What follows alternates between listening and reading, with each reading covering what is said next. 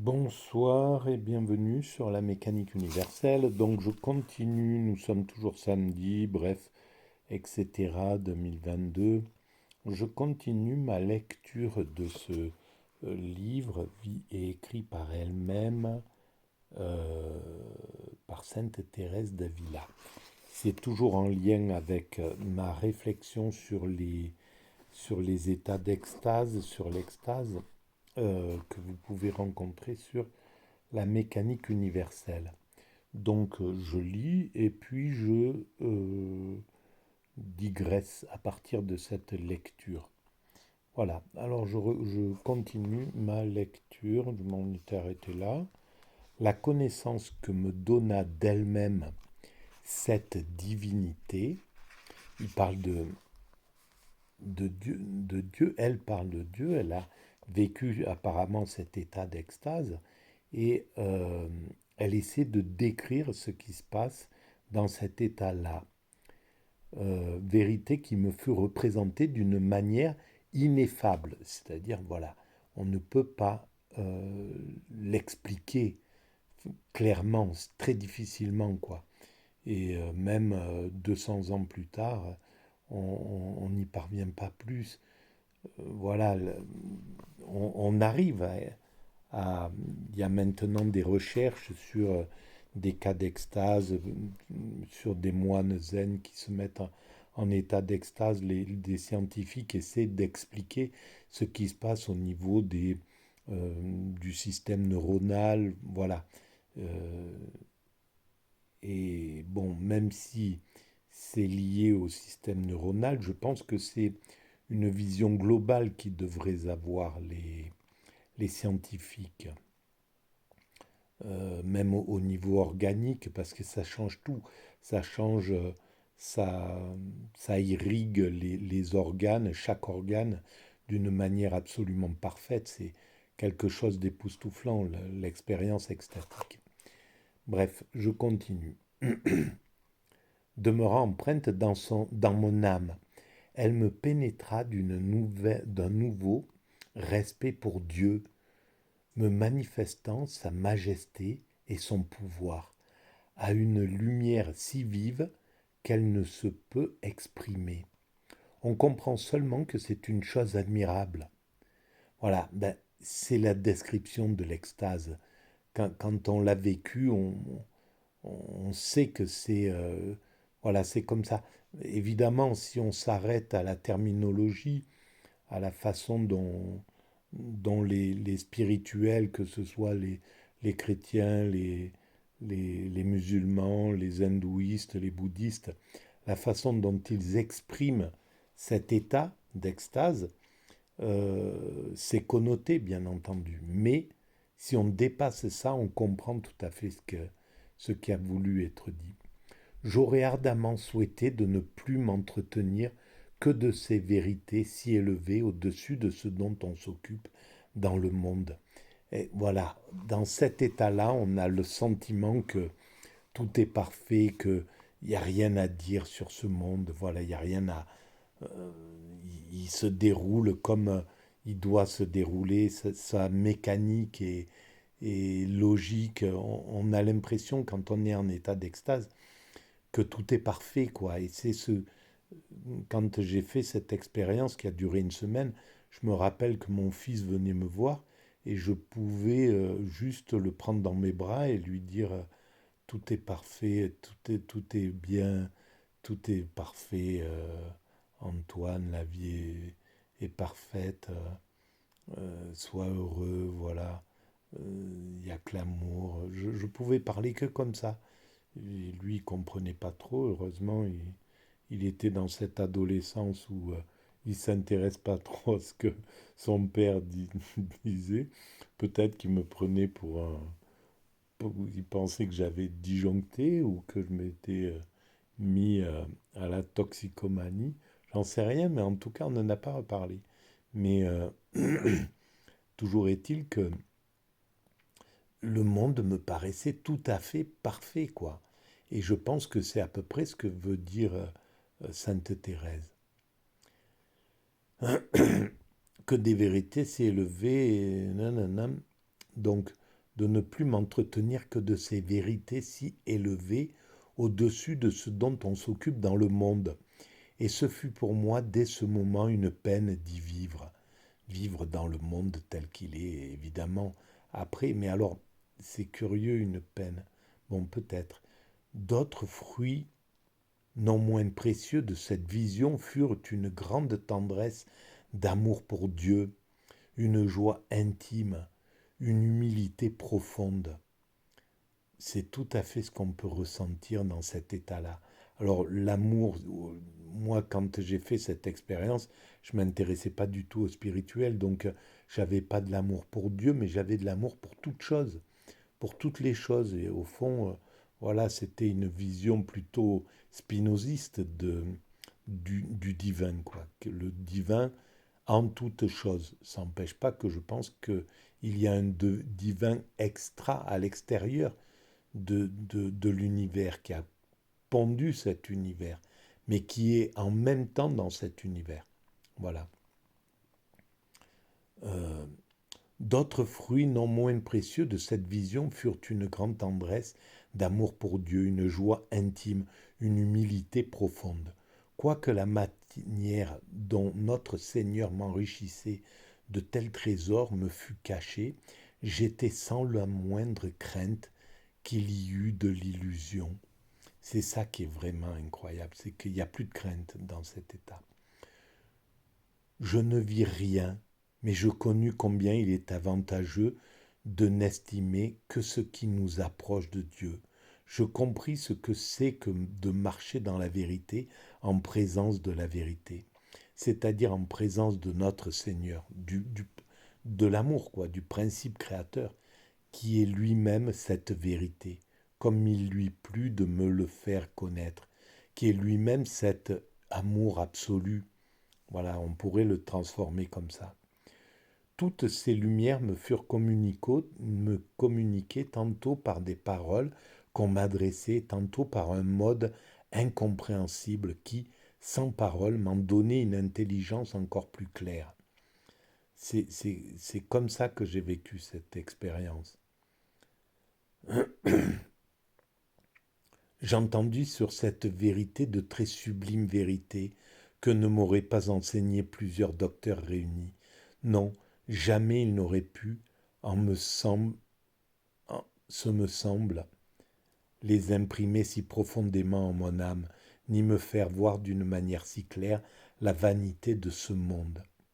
Cette vérité qui daigna alors se montrer à moi, oui, parce que dans cet état, on ne voit pas la vanité comme ça, mais ça paraît tellement absurde le reste, la vie ordinaire, que oui, on en perçoit toutes les vanités, les petites vanités qui sont normales, hein, qui font partie de la vie.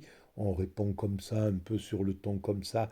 On est pétri de ces vanités ou de ces sentiments d'humiliation, de ces sentiments de domination, d'humiliation, mais même infime, dans l'intonation de notre voix, dans une phrase, dans une parole.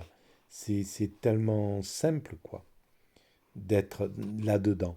Et dans cet état-là, on se rend compte de tout ça, simplement, alors que dans la vie ordinaire, on s'en rend peut-être compte, mais on ne le remarque pas. Dans l'état d'extase, tout nous saute aux yeux, en somme.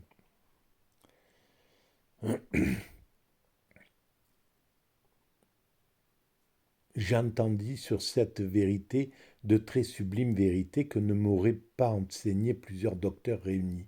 Non, jamais ils n'auraient pu, ce me semble, les imprimer si profondément en mon âme, ni me faire voir d'une manière si claire la vanité de ce monde. Parce que dans cet état-là, ce qui rentre, la, c'est la conviction profonde. C'est-à-dire qu'il n'y a pas de... Dans la vie ordinaire, on entend des choses et puis on les analyse intuitivement, on se demande si c'est juste, si c'est pas juste. Là, dans cet état-là, dans l'état d'extase, ce qui rentre est totalement analysé, je ne sais pas comment c'est analysé, mais il n'y a que la vérité qui apparaît des choses. C'est ça qui est incroyable. Les imprimés, donc, Cette vérité qui daigna alors se montrer à moi est en soi-même vérité. Elle est sans commencement et sans fin. Toutes les autres vérités dépendent de cette vérité. J'ai écrit cela sur la mécanique universelle. Voilà, d'une autre manière, mais c'est exactement ça.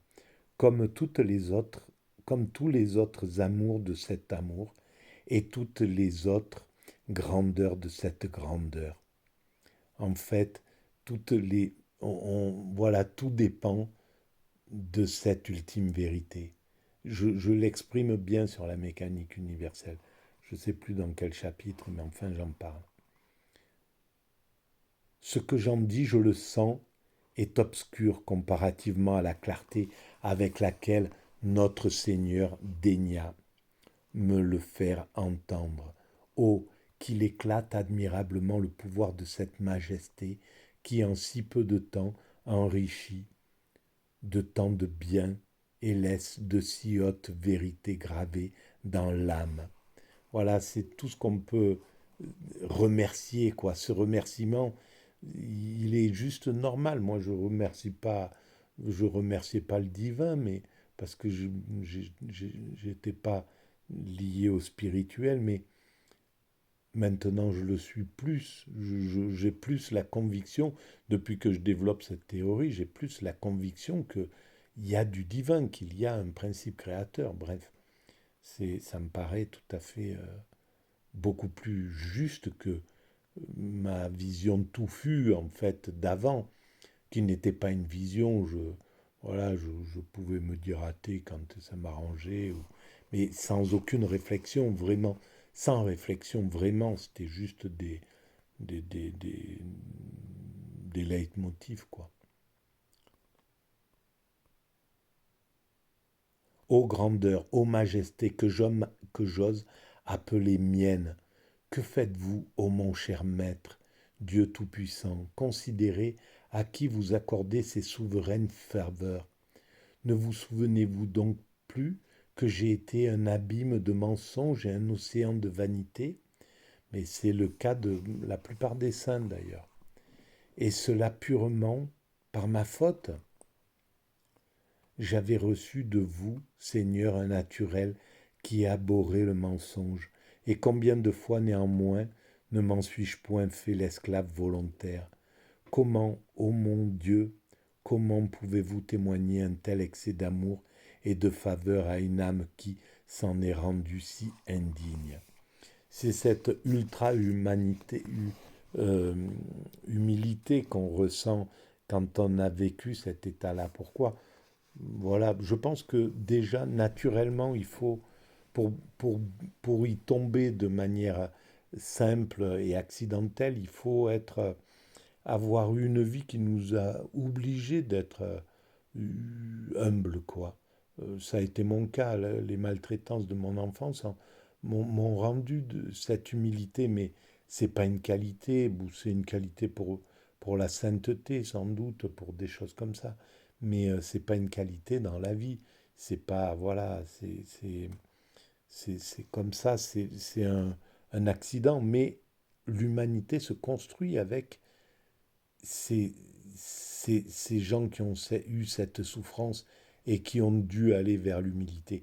Parce qu'en fait, voilà, c'est par exemple l'humilité des premiers chrétiens qui a vaincu la perversion extraordinaire des Romains, la violence, ils ont eu beau en mettre, enfourner des, des chrétiens dans les arènes, se faire dévorer jusqu'à leur propre écœurement.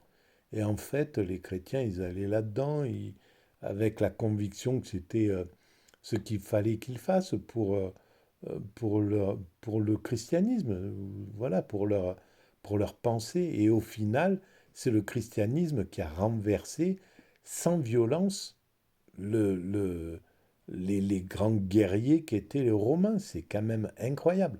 Donc voilà, par l'amour, par l'humilité, par l'abnégation, euh, le système peut renverser la plus violente chose. Et ça, c'est peut-être ce qu'il faudrait dire aux peuples qui croient que c'est par la violence qu'ils peuvent renverser le dominant actuel. C'est pas possible. On peut mettre des guerriers, ça correspond aux guerriers à cheval qui se jetaient contre des hommes en canon. Voilà, ils étaient ravagés. Malheureusement, c'est exactement ce qui se passe actuellement entre certaines communautés toutes puissantes, l'Occident, et puis les communautés qui sont révoltées par l'injustice qu'ils supportent, qu'ils vivent.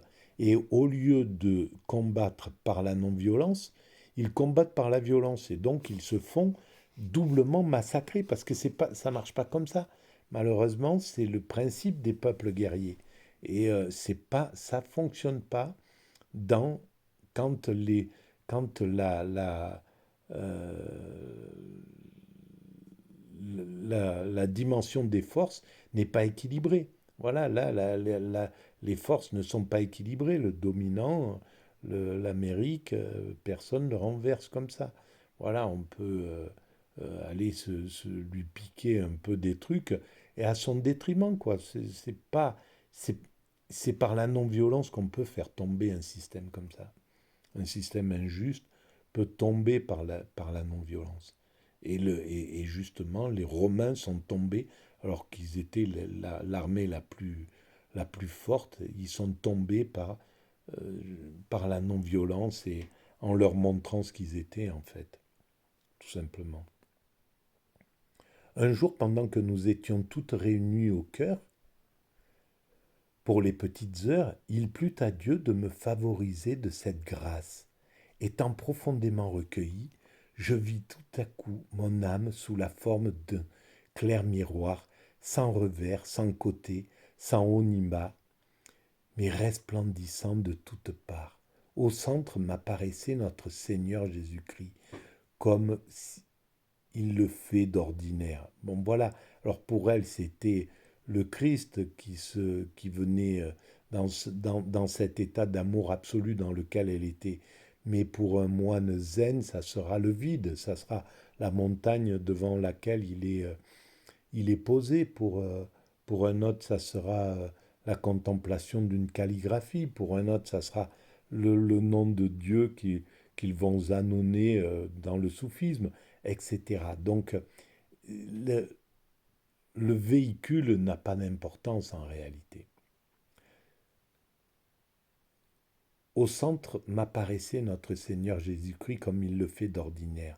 Je le voyais néanmoins dans toutes les parties de mon âme comme s'il y était réfléchi.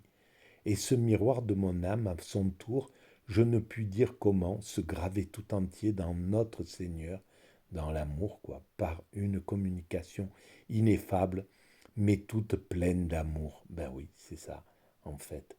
Et bien sûr, bien sûr.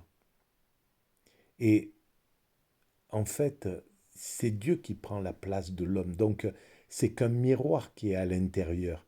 Dans l'état d'extase, c'est le principe créateur, le divin, qui prend possession de notre cerveau et qui irrigue, qui lui injecte de l'amour absolu et qui en fait que tout ce qu'on voit, c'est de l'amour, en fait.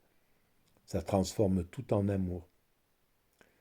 Je puis affirmer que cette vision me fut très avantageuse et qu'elle me fait encore le plus grand bien, toutes les fois que je me la rappelle, principalement après la communion.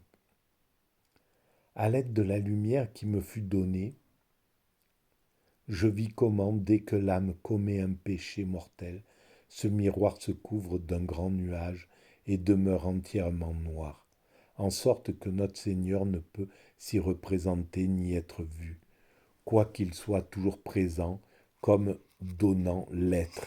Voilà, alors cette forme un peu poétique d'expliquer les choses, c'est exactement ce qu'elle a vécu. Il ne faut pas croire que c'est de quelqu'un qui s'est amusé. Voilà, Thérèse, Sainte Thérèse, c'est pas quelqu'un qui s'est amusé elle n'était pas sainte d'ailleurs, elle a été canonisée sans doute après.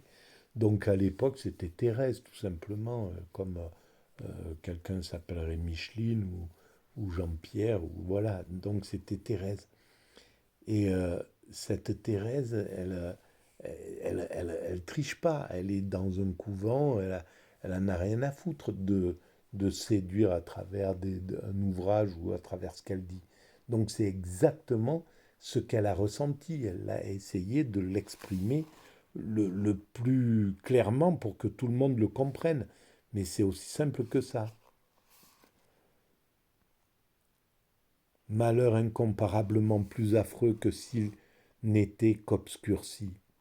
Il y a une grande différence entre voir cela et le dire. On ne peut que difficilement faire comprendre une pareille chose. Voilà, c'est exactement ce que je viens de dire. Je ne l'avais pas lu, hein, ça vient là à point nommé, mais pourquoi? On ne sait pas. Voilà, pourquoi ça? Je viens de lire ça et je viens de parler de ça, et ça s'impose. Voilà, pour moi, c'est là où je vois un peu les mystères, où j'y plonge pas, je me dis pas, tiens, c'est magique, c'est formidable. Enfin, voilà, j'y attache pas plus d'importance que ça n'en a, même si ça a peut-être une importance majeure, ce genre de choses. Peut-être qu'il y a des choses secrètes qui sont derrière cette façon-là. Mais ça ne m'intéresse pas de plonger là-dedans et de. Voilà. Je le répète, j'en ai retiré les plus précieux avantages. Mais que de fois aussi n'ai-je pas été navré de douleur au souvenir de ces offenses par lesquelles j'ai si souvent obscurci mon âme et me suis privé de la vue d'un si bon maître, l'amour. Voilà. Eh bien, on va arrêter là pour ce soir et puis on reprendra demain. Voilà. Allez, c'est parfait.